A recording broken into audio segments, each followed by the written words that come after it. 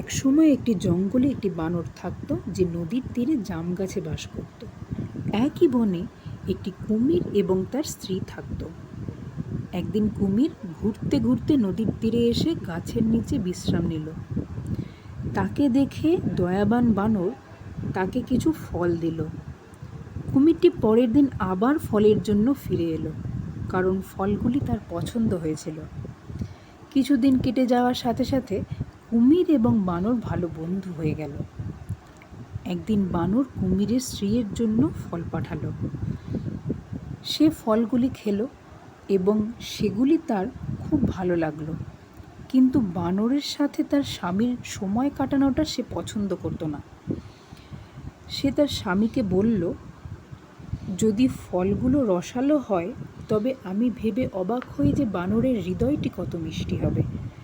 আমাকে বানরের হৃদয়টি এনে দাও।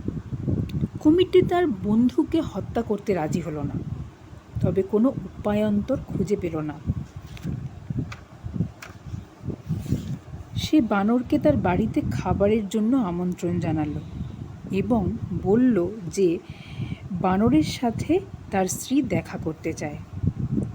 বানর খুশি হলো এবং তার সাথে যেতে রাজি হলো, তবে সে সাঁতার কাটতে পারে না, তাই সে কুমিরের পিঠে চেপে নদী পার হতে লাগলো।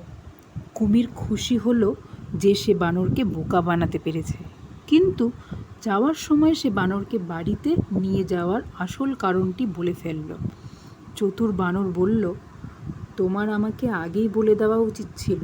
আমি আমার হৃদয় গাছের ওপরে রেখে এসেছি। আমাদের অবশ্যই ফিরে যেতে হবে এবং ওটা নিতে হবে। কুমির তাকে বিশ্বাস করে তাকে আবার গাছের কাছে নিয়ে গেল।